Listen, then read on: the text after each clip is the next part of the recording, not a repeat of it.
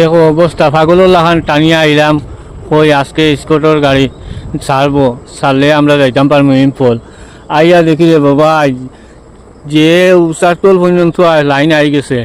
আপনারা দেখছেন, দেখরা উষার টোল, ও দেখুন এই রাস্তায় গো উষার টোলর টানিং।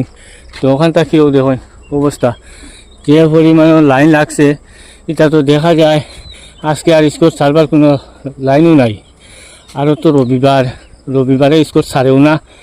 তো নাগাল্যান্ড দিকে রাস্তা বন্ধ হিসাবে প্রচুর গাড়ি শিলচর রুটও, জিরিবাম রুটও, এটা হাইরে গাড়ি কিতা হইতাম ইনো যেন আসি আমি ইনটাকে স্কোট গেট গুলাটোল পর্যন্ত প্রচুর লম্বা লাইন, প্রায় 60 কিলোমিটারের জায়গা অতটুকু লম্বা লাইন আছে।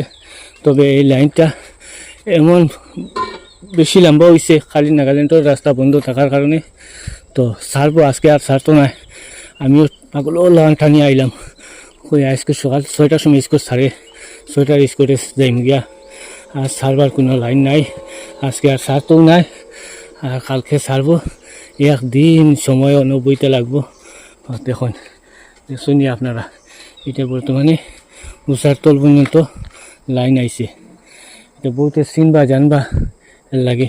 তো সমাপ্ত করলাম। তো রাখি, টাটা, বাই বাই, আল্লাহ হাফিজ।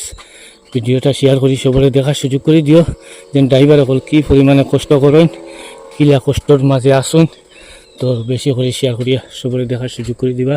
টাটা, বাই বাই, আল্লাহ হাফিজ, সালাম আলাইকুম।